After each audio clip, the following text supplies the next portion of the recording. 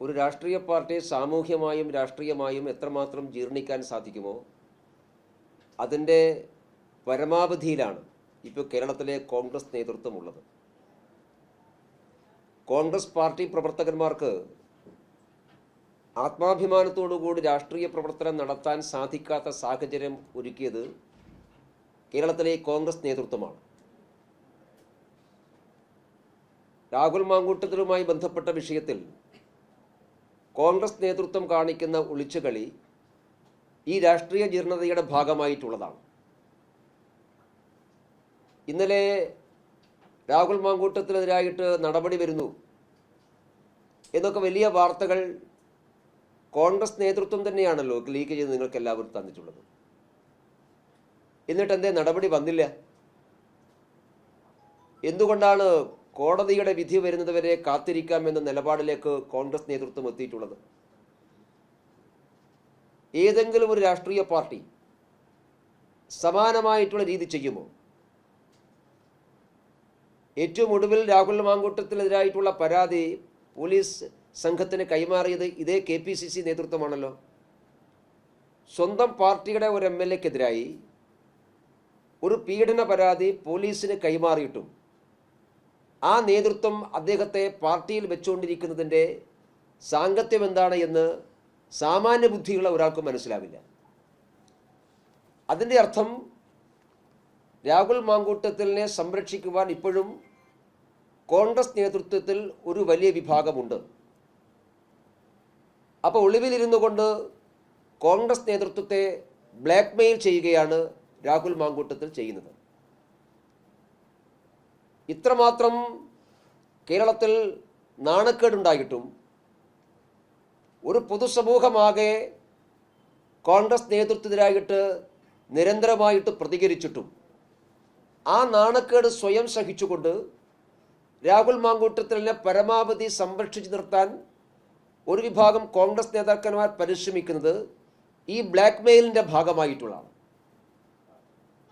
അങ്ങനെ രാഹുൽ മാങ്കൂട്ടത്തിൻ്റെ ബ്ലാക്ക്മെയിൽ മുമ്പിൽ കീഴടങ്ങാൻ മാത്രം, ഭയപ്പെടാൻ മാത്രം കോൺഗ്രസ് നേതാക്കന്മാരുടെ എന്തു രഹസ്യമാണ് രാഹുൽ മാങ്കൂട്ടത്തിൻ്റെ കയ്യിലുള്ളത് എന്ന് കേരളത്തിലെ ജനങ്ങൾക്ക് അറിയാൻ വലിയ താല്പര്യമുണ്ട്. അതുകൊണ്ട് ഈ നടപടി അങ്ങേയറ്റം പരിഹാസ്യമാണ്, വികൃതമാണ്. കേരളത്തിലെ ജനങ്ങളുടെ സാമാന്യ ബുദ്ധിയെ വെല്ലുവിളിക്കുകയാണ് കേരളത്തിലെ കോൺഗ്രസ് നേതൃത്വം ചെയ്യുന്നത്. രാഹുൽ മാങ്കൂട്ടത്തിനെതിരായിട്ട് പരാതി വന്നിട്ടുള്ളത് പാർട്ടിക്കകത്തുനിന്നും കൂടിയാണല്ലോ.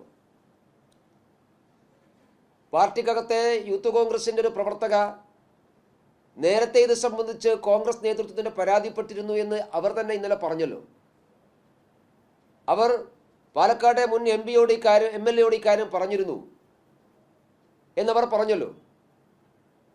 അപ്പോൾ ഇതൊരു പുതിയ സംഭവമല്ല എന്ന് കോൺഗ്രസ് നേതൃത്വത്തിന് അറിയാം. ഈ മനുഷ്യൻ അദ്ദേഹത്തിൻ്റെ അടിസ്ഥാന സ്വഭാവം ഇതാണ് എന്ന് മനസ്സിലായിട്ടും പാർട്ടി പ്രവർത്തകരായിട്ടുള്ള മഹിളാ പ്രവർത്തകന്മാർക്ക് പോലും രക്ഷയില്ല എന്ന് ബോധ്യമായിട്ടും രാഹുൽ മാങ്കൂട്ടത്തിലിനെ സുപ്രധാനമായ തസ്തികയിലേക്കും MLA-യിലേക്കും കൊണ്ടുവന്നതിൻ്റെ പിറകിലുള്ള മോട്ടീവ് എന്താണ്? ആ മോട്ടീവ് തന്നെയാണ് ഇത്രയും ആരോപണ വിധേയനായിട്ടും ഒളിവിൽ കഴിഞ്ഞിട്ടും അദ്ദേഹത്തെ സംരക്ഷിച്ച് കൂടെ നിർത്താൻ വേണ്ടി ശ്രമിക്കുന്നത്. ഇപ്പോൾ കോൺഗ്രസ് നേതൃത്വം ഒരു സേഫ്റ്റി വാൾവിന് വേണ്ടി പരിശ്രമിക്കുകയാണ്. കോടതി വിധി പ്രതികൂലമായി വന്നാൽ ആ വിധിയെ മറവെച്ചുകൊണ്ട് രാഹുൽ മാങ്കൂട്ടത്തിനായിട്ട് എന്തെങ്കിലും നടപടി സ്വീകരിച്ച് മുഖം രക്ഷിക്കാമെന്നൊക്കെയാണ് കോൺഗ്രസ് നേതൃത്വം കാണുന്നത്. അതെന്തിനാണ് കോടതി വിധിക്ക് വേണ്ടി കാത്തിരിക്കുന്നത്? കോടതി വിധി ഇദ്ദേഹം കുറ്റക്കാരനാണോ അല്ലയോ എന്നല്ലല്ലോ വിധിക്കാൻ വേണ്ടി പോകുന്നത്. കോടതിയിലുള്ള കേസ് അദ്ദേഹത്തെ മുൻകൂർ ജാമ്യം വേണോ വേണ്ടോ എന്നുള്ളതാണല്ലോ. രാഹുൽ മാങ്കൂട്ടത്തിൽ മുൻകൂർ ജാമ്യം ലഭിക്കാതിരിക്കുന്നു ഈ കേസിൻ്റെ മെറിറ്റിനെ എങ്ങനെയാണ് ബാധിക്കുക? KPCC നേതൃത്വം DGPക്ക് കൈമാറിയിട്ടുള്ള പരാതിയിലെ വിശദാംശങ്ങൾ ആ കേസിനെ എങ്ങനെയാണ് ബാധിക്കുക? ഒരു പരാതി കിട്ടി ആ പരാതിയിൽ പ്രഥമദൃഷ്ട്യാ വസ്തുതയുണ്ട് എന്ന് ബോധ്യമായതിൻ്റെ അടിസ്ഥാനത്തിലാണല്ലോ KPCC നേതൃത്വം ആ പരാതി പോലീസിന് കൈമാറിയത്. അങ്ങനെ കൈമാറിയിട്ടും പിന്നെയും എന്തിനാണ് ഈ കാത്തിരിക്കുന്നത്? അപ്പം അതുകൊണ്ടാണ് ഞാൻ സൂചിപ്പിച്ചത്, രാഹുൽ മാങ്കൂട്ടത്തിൻ്റെ ബ്ലാക്ക് മെയിലിനെ മറികടക്കാൻ വേണ്ടി കോടതി വിധി എന്നൊരു സേഫ്റ്റി വാൽവിനെ കാത്തിരിക്കുകയാണ് കേരളത്തിലെ കോൺഗ്രസ് നേതൃത്വം. അത് കേരളത്തിലെ കോൺഗ്രസ് നേതൃത്വമല്ല, അഖിലേന്ത്യാ കോൺഗ്രസ് നേതൃത്വത്തിലെ ഒരു വിഭാഗവും ഇതിൻ്റെ കൂടെയുണ്ട്. ഇല്ലെങ്കിൽ നേരത്തെ നടപടി വരേണ്ടതായിരുന്നു. കോൺഗ്രസിൽ സസ്പെൻഡ് ചെയ്യപ്പെട്ട വ്യക്തി തെരഞ്ഞെടുപ്പ് പ്രചരണത്തിൽ സജീവമായിട്ട് അതിനെ ചെറുക്കാൻ കോൺഗ്രസ് നേതാക്കന്മാർക്ക് കഴിഞ്ഞിട്ടില്ലല്ലോ. ഏതെങ്കിലും ഒരു പാർട്ടിയിൽ സസ്പെൻഡ് ചെയ്യപ്പെട്ടൊരു വ്യക്തി പാർട്ടി പ്രചരണത്തിനിറങ്ങുമോ? ഈ പാലക്കാട് മുനിസിപ്പാലിറ്റിയിൽ, പാലക്കാട് മണ്ഡലത്തിൽ രാഹുൽ മാങ്കൂട്ടത്തിൽ തെരഞ്ഞെടുപ്പ് പ്രചരണത്തിൽ സജീവമായിരുന്നല്ലോ ഈ പരാതി വരുന്നത് വരെ. നിങ്ങൾ എവിടെയെങ്കിലും കേട്ടിട്ടുണ്ടോ ഏതെങ്കിലും ഒരു രാഷ്ട്രീയ പാർട്ടി സസ്പെൻഡ് ചെയ്യപ്പെട്ട വ്യക്തി പാർട്ടിക്ക് വേണ്ടി ക്യാമ്പയിൻ ചെയ്യുന്നത്? അപ്പോൾ പാലക്കാട് ജില്ലയിലെ കോൺഗ്രസ് നേതൃത്വം ആരോട് കൂടിയാണ്? പാലക്കാട് ജില്ലയിലെ കോൺഗ്രസ് നേതൃത്വം അറിയാതെയാണോ രാഹുൽ മാങ്കൂട്ടത്തിൽ ഇവിടെ വന്ന് ദിവസങ്ങളോളം ക്യാമ്പയിൻ ചെയ്ത് കോൺഗ്രസിന് വേണ്ടി ക്യാമ്പയിൻ നടത്തിയത്? കോൺഗ്രസ് പാർട്ടി മത്സരിപ്പിക്കുന്ന സ്ഥാനാർത്ഥികളുടെ വീടുകൾ കയറിയിറങ്ങിയത് പാലക്കാട്ടെ കോൺഗ്രസ് നേതൃത്വം അറിയാതെയാണോ? അപ്പോൾ പാലക്കാട്ടെ കോൺഗ്രസ് നേതൃത്വം രാഹുൽ മാങ്കൂട്ടത്തിൻ്റെ സംരക്ഷകരാണ്, രക്ഷിതാക്കന്മാരാണ് എന്നല്ലേ നമ്മൾ മനസ്സിലാക്കേണ്ടത്? കേരളത്തിലെ കോൺഗ്രസ് നേതൃത്വത്തെ എന്താ തടയാൻ കഴിയാതെ പോയത്? അപ്പോൾ കേരളത്തിലെ കോൺഗ്രസ് നേതൃത്വത്തിന് പോലും തടയാൻ കഴിയാത്ത അമാനുഷികത എങ്ങനെയാണ് ഒരു യുവ MLA കോൺഗ്രസിനകത്ത് വന്നിട്ടുള്ളത്? ഇതിനെക്കുറിച്ചാണ് കോൺഗ്രസ് പ്രവർത്തകന്മാർ ആലോചിക്കണമെന്ന് BJP അഭ്യർത്ഥിക്കുന്നത്. ഈ തദ്ദേശ ഭരണ സ്ഥാപനങ്ങളിലെ തെരഞ്ഞെടുപ്പിൽ കോൺഗ്രസ് പാർട്ടിക്ക് വേണ്ടി ക്യാമ്പയിനിന് ഇറങ്ങുന്ന കോൺഗ്രസിലെ സാധാരണ പ്രവർത്തകർ, മഹിളകൾ ഉൾപ്പെടെയുള്ള സാധാരണ പ്രവർത്തകന്മാർ ആലോചിക്കേണ്ടത് രാഹുൽ മാങ്കൂട്ടത്തിൽ എന്ന് പറയുന്ന ഈ ആരോപണ വിധേയനായിട്ടുള്ള വ്യക്തി, ഒരു യുവ MLA, കോൺഗ്രസിലെ വലിയ നേതാക്കന്മാർക്ക് പോലും തൊടാൻ സാധിക്കാത്ത രീതിയിൽ അമാനുഷികനായിട്ട് എങ്ങനെയാണ് മാറിയത്? അല്ലെങ്കിൽ കേരളത്തിലെ കോൺഗ്രസ് നേതാക്കന്മാരെ വിരൽത്തുമ്പിൽ നിർത്താൻ സാധിക്കുന്ന അവരുടെ എന്ത് രഹസ്യങ്ങളാണ് രാഹുൽ മാങ്കൂട്ടത്തിൻ്റെ കയ്യിലുള്ളത്? ഈ കാര്യത്തെക്കുറിച്ച് കോൺഗ്രസ് നേതാക്കന്മാർ, കോൺഗ്രസിൻ്റെ സാധാരണ പ്രവർത്തകന്മാർ ഒന്ന് ആലോചിക്കുക എന്നുള്ളതാണ്. അതുകൊണ്ടാണ് ഞാൻ സൂചിപ്പിച്ചത്, ഇത് രാഷ്ട്രീയ ജീർണതയുടെ അങ്ങേയറ്റമാണ്. ഒരു പൊളിറ്റിക്കൽ പാർട്ടിക്ക് സാമൂഹ്യമായും സാംസ്കാരികമായും ധാർമ്മികമായും എത്രത്തോളം അധപ്പതിക്കാൻ സാധിക്കുമോ അതിൻ്റെ അങ്ങേയറ്റത്താണ് ഇപ്പോൾ കേരളത്തിലെ കോൺഗ്രസ് നേതൃത്വം ഉള്ളത്. ഇതിനവർക്ക് കേരളത്തിലെ ജനങ്ങളോട് എന്തു മറുപടി പറയാൻ സാധിക്കും?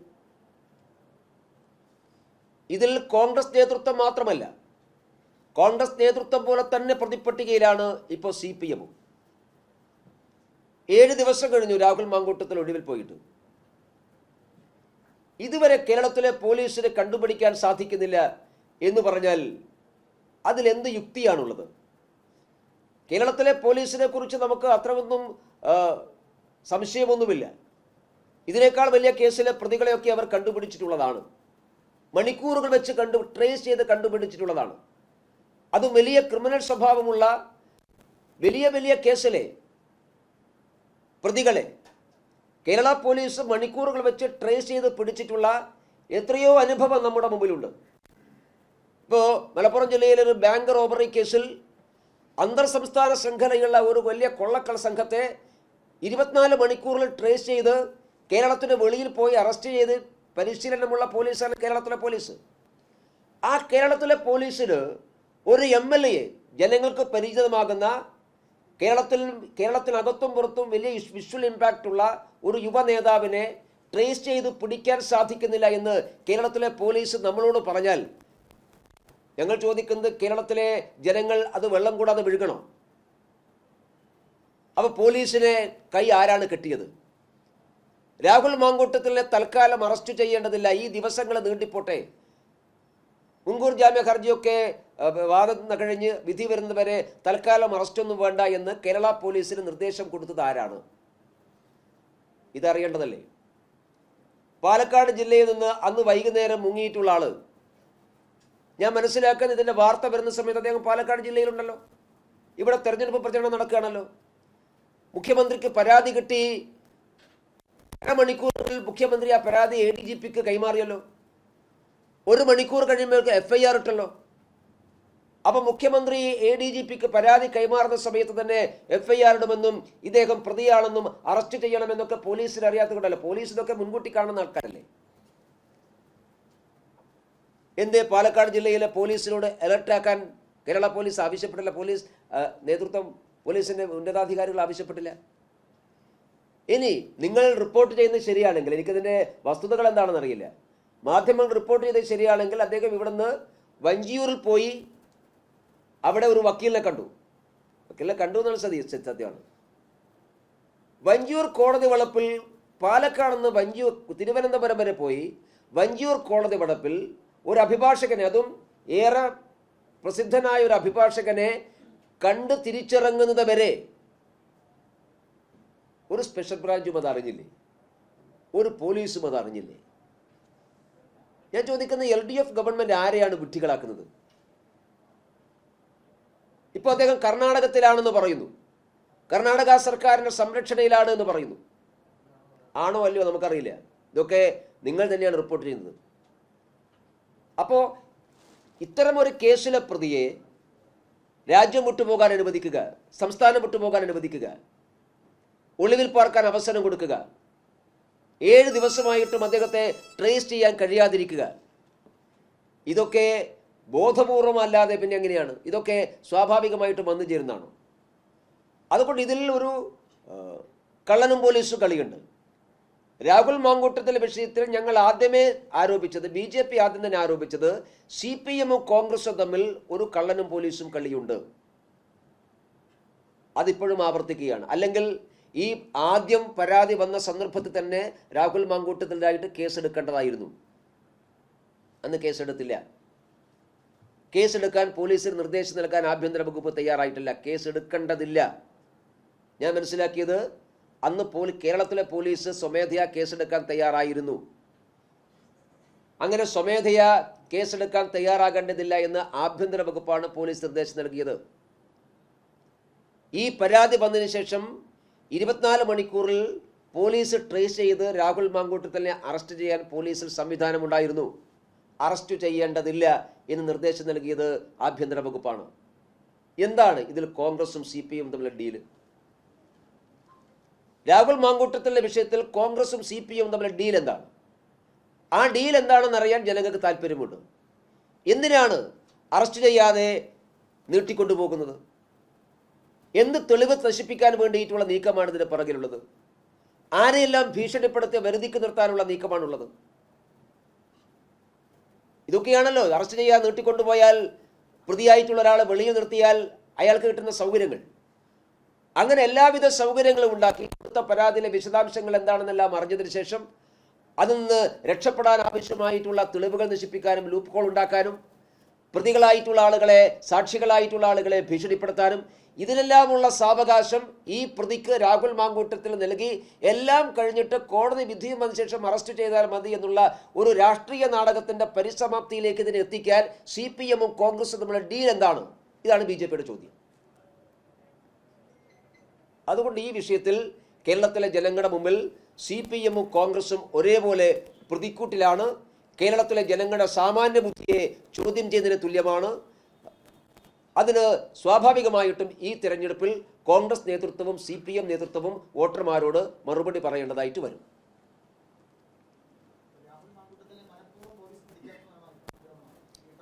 സംശയം എന്താ? അല്ലെങ്കിൽ കേരള പോലീസിന് ഈ MLA പിടിക്കാൻ വല്ല പാടുണ്ടോ? നിങ്ങൾ തന്നെ റിപ്പോർട്ട് ചെയ്തല്ലോ, ഇദ്ദേഹം പാലക്കാട് നിന്ന് കണ്ണാടി പഞ്ചായത്തിലായിരുന്നു പോലത്, അല്ലേ? എന്നല്ലേ പറഞ്ഞു നിങ്ങൾ റിപ്പോർട്ട് ചെയ്തത്, അല്ലേ പറഞ്ഞത്? അവിടുന്ന് വോട്ട് പിടിക്കുന്ന ഒരാൾ ഈ കേസ് വരുമ്പോൾ സ്വാഭാവികമായിട്ട് പോലീസിൽ ADGPക്ക് ഈ പരാതി കൈമാറുമ്പോൾ തന്നെ ഓൺ ദി സ്പോട്ട് നിർദ്ദേശം വരില്ലേ പാലക്കാട്ടേക്ക്? പോലീസ് സംവിധാനം അങ്ങനെയല്ലേ, നമ്മൾ മനസ്സിലാക്കിയത് അങ്ങനെയല്ലേ? അലർട്ട് ആവാൻ പറയില്ലേ, ട്രേസ് ചെയ്യാൻ പറയില്ലേ? കണ്ണാടി പഞ്ചായത്തിൻ്റെ ഈ 4 അതിരുകൾക്കുള്ളിൽ അയാൾ എന്ത് മൊബൈൽ ഓഫ് ആക്കിയിട്ട് എന്താ കാര്യം? ഇനി പാലക്കാട് മുനിസിപ്പാലിറ്റി കടന്ന് അയാൾക്ക് പോകാൻ പറ്റുമോ? ഇതൊക്കെ ഞാൻ ചോദിക്കുന്നത് മലയാളികൾ ഒന്നുമല്ല, ഇവരതാ മനസ്സിലാക്കേണ്ടത്. ഞങ്ങൾ കണ്ടില്ല, ഞങ്ങൾ അറിഞ്ഞില്ല. എന്നിട്ട് തിരുവനന്തപുരത്ത് കിലോമീറ്റർ അപ്പുറത്ത് തിരുവനന്തപുരം വരെ പോവുക, വഞ്ചൂർ കോടതി വളപ്പിലെത്തുക, വക്കീലിൻ്റെ ഓഫീസ് കയറുക, കാണുക, ഇറങ്ങുക. ഈ കാണുന്ന ഇറങ്ങുന്നൊന്നും തിരുവനന്തപുരത്തെ സ്പെഷ്യൽ ബ്രാഞ്ച് ഒന്നും അറിഞ്ഞില്ല.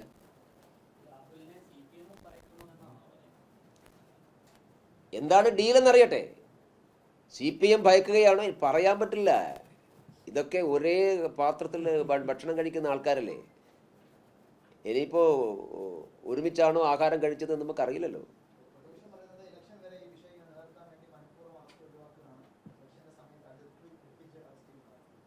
അങ്ങനെയാണെങ്കിൽ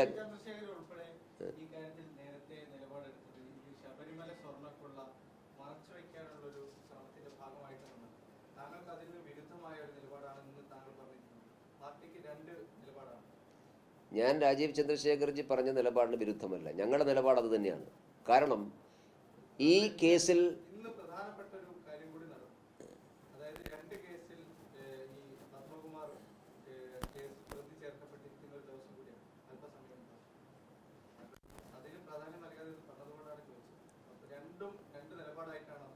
ഞാൻ പറയാം.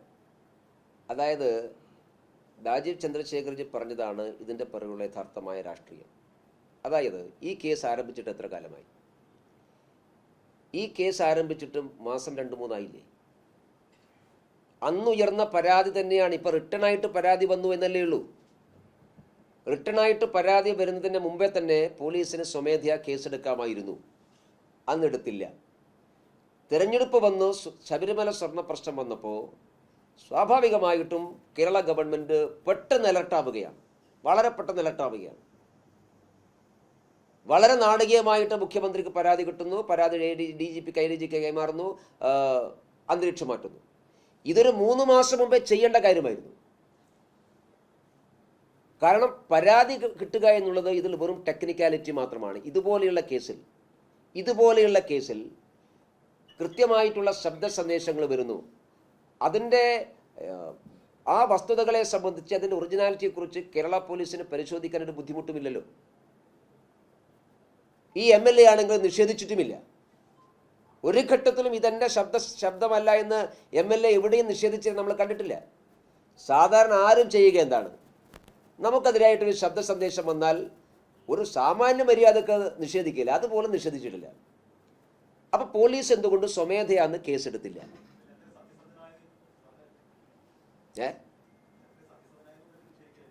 വളരെ സത്യസന്ധനാണല്ലോ അദ്ദേഹം. എല്ലാവരോടും സത്യസന്ധത കാണിക്കുകയാണല്ലോ. ഇത്രയും സത്യസന്ധനാവരുത് അദ്ദേഹം.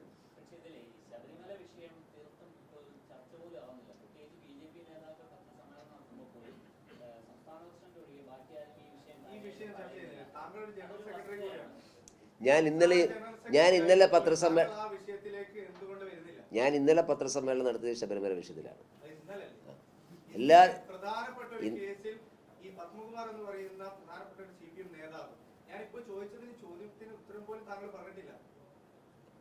ഞങ്ങൾ നിലപാട് ഞാൻ ഇന്നലെയും മിനിയാന്ന് പറഞ്ഞു. അല്ല, പാർട്ടിയുടെ നിലപാട് പറഞ്ഞുതരാം. പിന്നെന്താ സംശയം? ഞാൻ ആദ്യമേ പറഞ്ഞല്ലോ ഈ കേസിനെ സംബന്ധിച്ചിടത്തോളം ഈ പർട്ടിക്കുലർ സമയം ഇതിൽ നിശ്ചയിക്കപ്പെട്ടത് ശബരിമല സ്വർണ്ണ കേസ് അട്ടിമറിക്കാനാണ്. അതൊരു ഭാഗം. പക്ഷേ അതിൻ്റെ ബാക്കിയുള്ള കാര്യങ്ങൾ കൂടി നാം ആലോചിക്കണം. അത് ഞങ്ങൾ നേരത്തെ പറഞ്ഞതാണല്ലോ. ആ നിലപാട് ഞങ്ങൾ മാറ്റിയിട്ടില്ലല്ലോ. പക്ഷേ ഇത് കേസെടുക്കാൻ എന്തുകൊണ്ട് CPM അന്ന് തയ്യാറായില്ല? ഞാൻ പറയുന്നത് കേസൊരു ഭാഗം. രണ്ടാമത് പരാതികൾ വന്നു. ആ പരാതികൾക്ക് പുറത്ത് പോലീസ് കേസെടുത്തു, FIR ഇട്ടു, ഇത് മുൻകൂർ ജാമ്യ ഹർജി കൊടുത്തു. ഇത്രയും കാര്യങ്ങൾ മുമ്പോട്ട് പോയിട്ടും കോൺഗ്രസ് നേതൃത്വത്തിൻ്റെ നിലപാടാണ് നമ്മൾ ചോദ്യം ചെയ്യുന്നത്.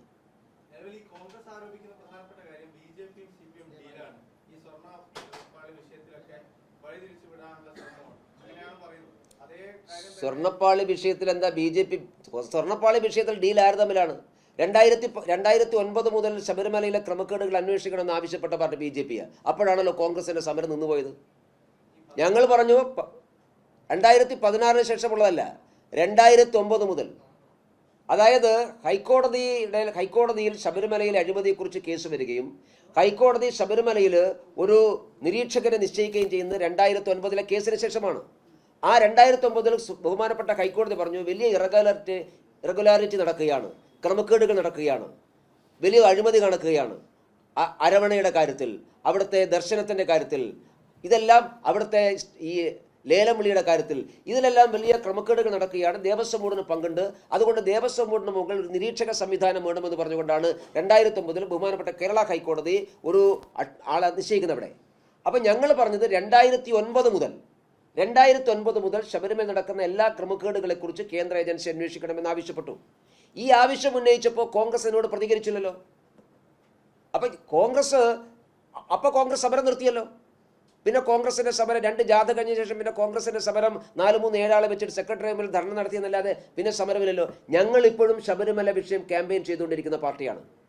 ഞങ്ങളിപ്പോഴും ഈ തെരഞ്ഞെടുപ്പിൻ്റെ സന്ദർഭത്തിൽ ഗൃഹസമ്പർക്കം നടത്തുമ്പോൾ ആ ഗൃഹസമ്പർക്കത്തിൻ്റെ ഭാഗമായിട്ട് എല്ലാ വീടുകളിൽ നിന്നും ഒപ്പ് സമാഹരിക്കുകയാണ് ഞങ്ങൾ പ്രധാനമന്ത്രിക്ക് കൈമാറാൻ പറ്റും. ഇപ്പോഴും ഞങ്ങളുടെ പ്രധാനപ്പെട്ട ക്യാമ്പയിൻ ഇഷ്യൂ ശബരിമല തന്നെയാണ്. ഞങ്ങളാണ് സമരത്തിലുള്ളത്. രാഹുലിന്റെ വിഷയം വന്നപ്പോഴേ സ്വർണ്ണപ്പാളി വിഷയത്തിലേക്ക് അവർക്ക് ശ്രദ്ധ പോയുള്ളൂ എന്നുള്ളതാണ്. കാരണം കഴിഞ്ഞ ദിവസം എല്ലാ കോൺഗ്രസ് നേതാക്കളും അവരുടെ പ്രൊഫൈൽ പിക്ചറൊക്കെ അമ്പലക്കള്ളന്മാർ കണക്ക് പുറത്തൊക്കെ ഒരുപോലെ വെച്ചിട്ടുണ്ട്.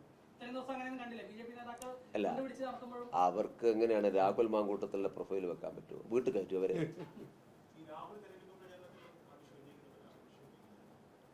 ഞങ്ങൾ കോൺഗ്രസിന്റെ ജീർണത പറയുമല്ലോ, പാലക്കാട് പ്രത്യേകിച്ചു. അതെ, രാഹുൽ വിഷയമാണല്ലോ കോൺഗ്രസിന്റെ ജീർണത. രാഹുൽ വിഷയമെന്ന് പറഞ്ഞാൽ നിങ്ങളുടെ ഒരു സാധാരണ നിലക്കെടുക്കരുത്.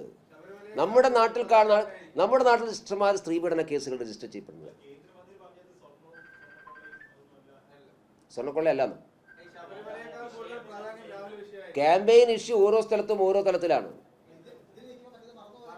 ഞങ്ങളോടൊന്നും മറക്കില്ല സാർ, ഞങ്ങളൊന്നും അങ്ങനെ മറക്കുന്ന പാർട്ടിയല്ല.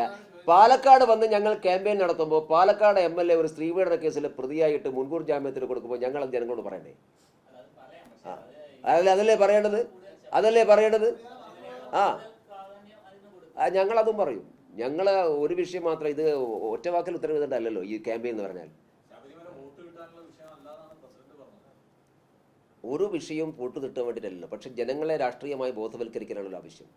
ക്ഷേത്രം കൊള്ളയടിക്കുന്ന ആളുകളെ മുനിസിപ്പാലിറ്റി ഏൽപ്പിച്ച സ്ഥിതി എന്തായിരിക്കും?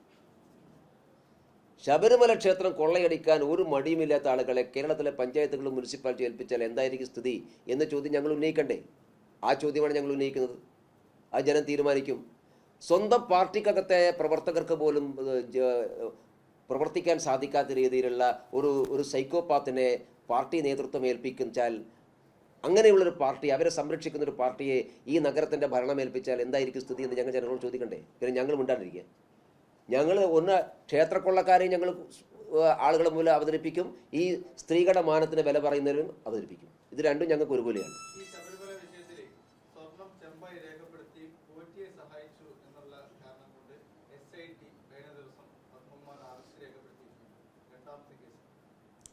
പത്മകുമാറിൽ ഈ കേസ് ഒതുക്കരുത് എന്നുള്ളതാണ് ഞങ്ങളുടെ അഭിപ്രായം. ഈ കേസ് പത്മകുമാറിൽ ഒതുക്കാൻ വേണ്ടിയിട്ടുള്ള വലിയ സമ്മർദ്ദം SITMന്റെ മേലുണ്ട്. കാരണം പത്മകുമാറിൻ്റെ അറസ്റ്റ് രേഖപ്പെടുത്തി അദ്ദേഹത്തെ പോലീസ് കസ്റ്റഡിയിൽ ചോദ്യം ചെയ്ത് അദ്ദേഹത്തിൻ്റെ മൊഴി രേഖപ്പെടുത്തി ദിവസങ്ങളായി. ആ മൊഴിയുടെ അടിസ്ഥാനത്തിൽ തുടർ നടപടികൾ എന്തുകൊണ്ടാണ് ഇല്ലാത്തത്? ആ മൊഴിയിലാണ് അദ്ദേഹം പ്രധാനപ്പെട്ട ഒരു കാര്യം സൂചിപ്പിച്ചിട്ടുള്ളത്. ഉണ്ണികൃഷ്ണൻ പോറ്റിയെ എനിക്ക് പരിചയപ്പെടുത്തി തന്നത് കടകംപള്ളി സുരേന്ദ്രനാണ് എന്ന് പത്മകുമാറിൻ്റെ മൊഴി SITയുടെ കയ്യിലുണ്ട്. ആ മൊഴിയുടെ അടിസ്ഥാനത്തിൽ ഉണ്ണികൃഷ്ണൻ പോറ്റിയും കടകംപള്ളി സുരേന്ദ്രൻ തമ്മിലുള്ള ബന്ധം എന്താണെന്ന് അറിയണമെങ്കിൽ കടകംപള്ളി സുരേന്ദ്രനെ ചോദ്യം ചെയ്യണ്ടേ? എന്തുകൊണ്ടാണ് കടകംപള്ളി സുരേന്ദ്രനെ ചോദ്യം ചെയ്യാത്തത്? പത്മകുമാറിൽ ഈ കേസ് അവസാനിപ്പിക്കാനും വേണ്ടി വലിയ സമ്മർദ്ദമുണ്ട്. മിനിമം തദ്ദേശ ഭരണ സ്ഥാപനങ്ങളെ തിരഞ്ഞെടുപ്പ് കഴിയും വരെ കടകംപള്ളി സുരേന്ദ്രൻ തുടരുത് എന്ന് SITക്ക് ആഭ്യന്തര വകുപ്പ് നിർദ്ദേശം കൊടുത്തിട്ടുണ്ട്. സമ്മർദ്ദമുണ്ട്. ആ സമ്മർദ്ദത്തിന്റെ ഭാഗമായി ഇല്ലെങ്കിൽ ഇത്രയും ദിവസം കഴിഞ്ഞ് N വാസുവിനെ ചോദ്യം ചെയ്ത് 2-3 ദിവസം കഴിഞ്ഞപ്പോൾ പത്മകുമാറിനെ ചോദ്യം ചെയ്തല്ലോ. അപ്പോൾ ഓരോ ചോദ്യം ചെയ്യലും മൊഴിയുടെ അടിസ്ഥാനത്തിലാണ്. ആ മൊഴിയുടെ അടിസ്ഥാനത്തിൽ അടുത്ത ചോദ്യം ചെയ്യുന്നത് കടകംപള്ളി സുരേന്ദ്രനായിരുന്നു. പക്ഷേ ചോദ്യം ചെയ്യേണ്ടതില്ല എന്ന് SIT മുതൽ ആഭ്യന്തര വകുപ്പ് സമ്മർദ്ദം ചെലുത്തി. അതുകൊണ്ടാണ് ഞങ്ങൾ സംശയിക്കുന്നതും ആരോപിക്കുന്നതും പത്മകുമാറിൽ ഈ കേസ് അവസാനിപ്പിക്കാൻ വേണ്ടി നീക്കം സംസ്ഥാന സർക്കാരിൻ്റെ ഭാഗത്തുണ്ട്. അത് ഞങ്ങൾ ഏതായാലും അനുവദിക്കില്ല.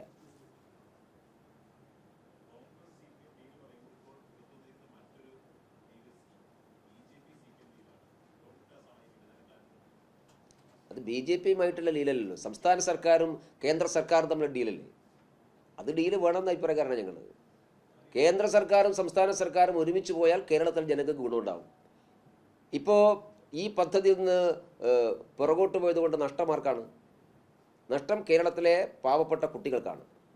കാരണം PMC പദ്ധതിയിൽ തിരഞ്ഞെടുക്കപ്പെടുന്നത് സർക്കാർ സ്കൂളുകളാണ്. ഒരു ബ്ലോക്കിൽ 2 സർക്കാർ സ്കൂളാണ് സെലക്ട് ചെയ്യുക. സർക്കാർ സ്കൂളിൽ ആരാ പഠിക്കുക? സർക്കാർ സ്കൂളിൽ പഠിക്കുക സാധാരണക്കാരുടെ കുട്ടികളാണ്. അവർക്കാണ് നേട്ടം.